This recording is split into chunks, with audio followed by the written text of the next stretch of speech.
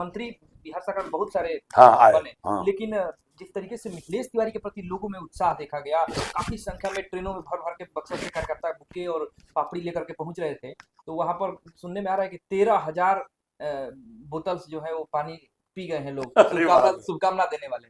हालांकि फेसबुक पर तो हम लोगों ने भी शुभकामनाएं दी उनको सरकार में आने पर, व्यक्तिगत रूप से मिल के नहीं दिए, लेकिन इसी तौर से वे जिन्हें जानते हैं उसे पर्सनली जानते हैं। ना अब सबको फेस हाँ फेस और बाय सबको, नेम हाँ जानते भाई नहीं जानते हैं। हैं। और यह क्वालिटी भोजपुरी माटी का है, गोपालगंज का है। गोपालगंज की मिट्टी से जुड़े हुए हैं और वो अपनी भोजपुरी मिट्टी की गमक को बक्सर में फैला दिए हैं।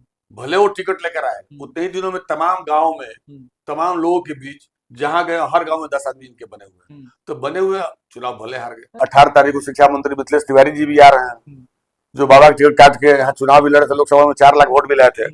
उन्होंने बक्सर की जनता से वादा भी किया है कि मैं बक्सर की जनता का कर्जदार हूँ। 4,08,000 वोट हमको मिला है, इसलिए मैं सिर्फ बैकुंठपुर का एमएलए नहीं हूँ, मैं बक्सर के सड़क का सांसद हाँ सड़क का सांसद हूँ।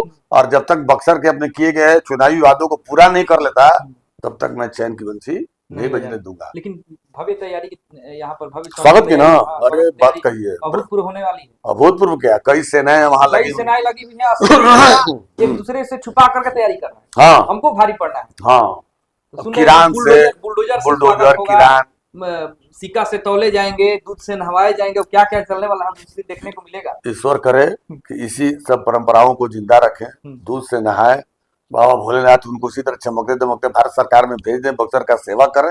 हम लोग नहीं चाहेंगे भाई, कर्मठ कर्मशील और जनप्रिय नेता की जरूरत हमें है। ठीक है, ये है कि बक्सर के लोग काफी मतलब मंत्री बिहार सरकार में बहुत सारे बने, लेकिन जिस तरीके से मिथिलेश तिवारी के प्रति लोगों में उत्साह देखा गया, काफी संख्या में ट्रेनों में भर भर के बक्सर से कार्यकर्ता बुके और पापड़ी लेकर के पहुंच रहे थे। तो वहां पर सुनने में आ रहा है कि 13,000 बोतल्स जो है वो पानी पी गए हैं लोग, शुभकामना देने वाले।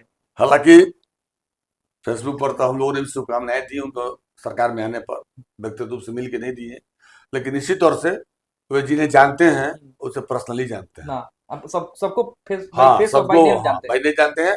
और यह क्वालिटी भोजपुरी माटी का है, गोपालगंज की मिट्टी से जुड़े हुए हैं और वो अपनी भोजपुरी मिट्टी की गमक को बक्सर में फैला दिए हैं। भले वो टिकट लेकर आए, उतने ही दिनों में तमाम गाँव में तमाम लोगों के बीच जहां गए हर गांव में 10 आदमी इनके बने हुए, तो बने हुए चुनाव भले हार गए। चुनाव में उस समय अभी भी लोगों में चर्चा चलता है, हम लोग सुनते हैं कि जब मिथिलेश तिवारी यहाँ से सांसदी हार गए थे और विधायक भी नहीं थे, उस समय भी यदि किसी का कोई जनता या कोई कार्यकर्ता अगर उनके पास कोई अपना समस्या लेकर के जाता था, तो अधिकारियों के पास डायरेक्ट मतलब डीआईजी तक फोन करते थे, डायरेक्ट फोन, उस समय जब किसी पद पर नहीं थे, और दबा करके पैरवी करते थे कि भाई काम होना चाहिए ये वाला। भाई देखिए, ग्रास रूट से आए हुआ वर्कर से अर्श से फर्श से अर्श में पहुंचे हुए। आप सोचिए कि हमारा तो संबंध उनसे तब का है जब वो सुखदा पांडे यहाँ के एमएलए हुआ करती थी और उनके ही प्रभारी मैंने यहाँ पर पटना से कार्यालय से यहाँ भेज जाते थे। तो कई बार हमारी इनके परिषद में मुलाकात हुई है, साथ में मिलना जुलना खाना पीना हुआ है। तब से मैं जानता हूँ कि ये जमीनी आदमी और जमीन से जुड़े लोगों के साथ रिश्तों को जोड़ कर रखते हैं। और यही वजह है कि आज सेवानिवृत्त शिक्षक हो या सेवानिवृत्त नेता है, सब उनको आने का इंतजार कर स्वागत की तैयारी हो रहा है। हमें लगता है कि पूरा बिहार उसी देखेगा 18 तारीख को बक्सर का स्वागत। एकदम आपको बागीचा में 2000 लोगों की खाना की व्यवस्था है। ब्रह्मर्षि समाज पूरा तैयारी कर रहा है वहाँ पर। ब्रह्मपुर से बाबा बरमेश्वर नाथ की नगरी से पूरा स्वागत की जो काफिला है वो शुरू हो जाएगा। अब तो टोल प्लाजा पर सुन रहे हैं कि बुलडोजर से फूल बरसाया जाएगा। उनका खास प्रोग्राम सुना है कि हिंदुस्तान अखबार में जो प्रतिभा सम्मान समारोह है उसी में आ रहा है, और उसके बाद स्वागत वाले कार्यक्रम में रुकेंगे, फिर नेक्स्ट डे नहीं, उनका 2 दिनों का कार्यक्रम है, 18 और 19। हाँ, तो 19 को शायद रामानुजन लाइब्रेरी का उद्घाटन है। बहुत सारे ऐसे उद्घाटन और एक कोई शिक्षक का भी कार्यक्रम नगर भवन में। अच्छा, शिक्षक भी रखेंगे।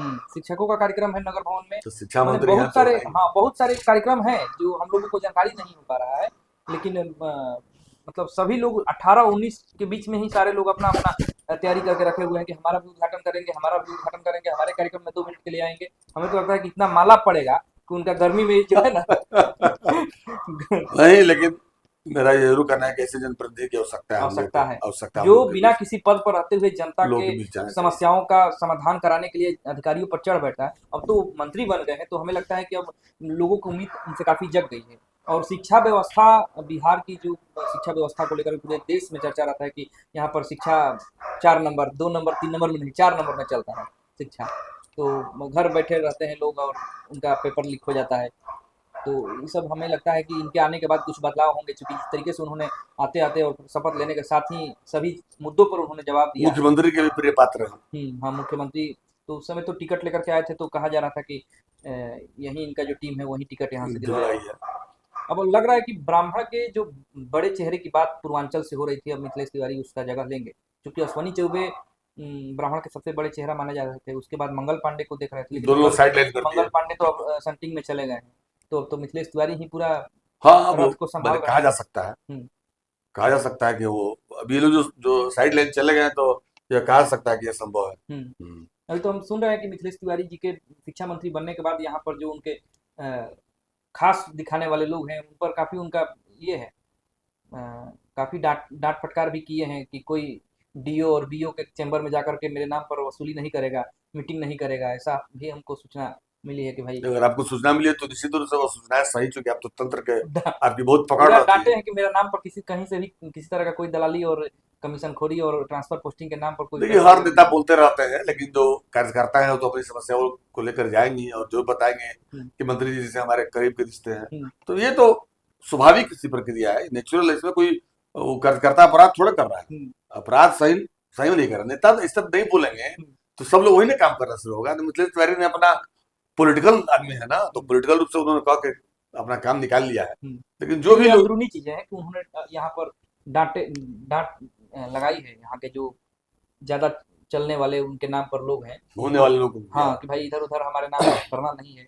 ना, ठीक है, हम अपने यहाँ से कर देंगे ना, ठीक है, अच्छी बात है, कोई बात नहीं। अच्छा, उन्होंने इस तरह काम किया तो अच्छी संकेत है। सुशासन की सरकार है और न किसी को फंसाना है, न किसी को बचाना है। तो सम्राट चौधरी जी भी यही बात बोल रहे हैं, तो अच्छा बात है। मुख्यमंत्री के निर्देश के लोग में अगर ये काम कर रहे हैं तो अच्छी बात है। तो उन्होंने उस समय जब सांसद के प्रत्याशी के तौर पर जब प्रचार में घूम रहे थे, तो उनसे हम लोगों ने भी सवाल किया था कि बक्सर विश्वामित्र की तपोभूमि, भगवान श्री राम की शिक्षा स्थली कही जाती है, और यहाँ पर जो है आपको अभी तक किसी तरह का कोई बड़ा यूनिवर्सिटी की स्थापना नहीं की गई है। तो क्या लगता है कि शिक्षा मंत्री बनने के बाद बक्सर में महर्षि विश्वामित्र के नाम पर मिथिलेश तिवारी? देखिए, संस्कृत को लेकर तो संजीदगी दिखा रहे हैं, संस्कृत विषय को लेकर संजीदगी दिखा रहे हैं, और वो कह भी रहे हैं कि संस्कृत को आगे बढ़ाएंगे। तो भगवान की शिक्षा स्थली है, और वो आपको बनारस से जोड़ने की बात भी बोल रहे हैं। तो ईश्वर कृपा करे कि भाई यहाँ संस्कृत विश्वविद्यालय यहाँ स्थापना बिहार में करा दे और उसकी शुरुआत बक्सर से हो जाए, तो और अच्छी बात है। ये धर्म और संस्कृति और संस्कार से लेवरेज रहने वाला ये जिला है। यहाँ इतिहास के भी पन्ने हैं, यहाँ धर्म के भी पन्ने, स्पिरिचुअलिटी जितनी यहाँ पर है, बिहार में अन्य बहुत जिले हैं, 38 जिले, लेकिन जितने धार्मिक आस्था के केंद्र बक्सर है जी, तो आप देखा घाट पर जो मर्यादाएं नजर आती हैं। रोज सुबह मॉर्निंग में देखिए तो लोग हर हर गंगे के नाम से जय घोष चल रहा है, लगता है कि काशी है। तो मिनी काशी की तरह तो होती है, लेकिन अब मिनी काशी का जो बनारस में कॉरिडोर बन गया, अगर रामायण सर्किट से जोड़ा गया है, और ये भी कॉरिडोर बन जाए, 52 चेतना मंच ने यह सवाल उठाई, मुख्यमंत्री जी आए भी थे, तो अगर यह कॉरिडोर बन जाता है निश्चित रूप से फलाफल बढ़िया रहेगा। लेकिन अब कितनी जल्दी हो पाता है? हाँ, लोग भी चाह रहे हैं कि जल्दी से हो जाए, लेकिन अब जल्दी हो जाए, इच्छाएं सबकी जग गई है।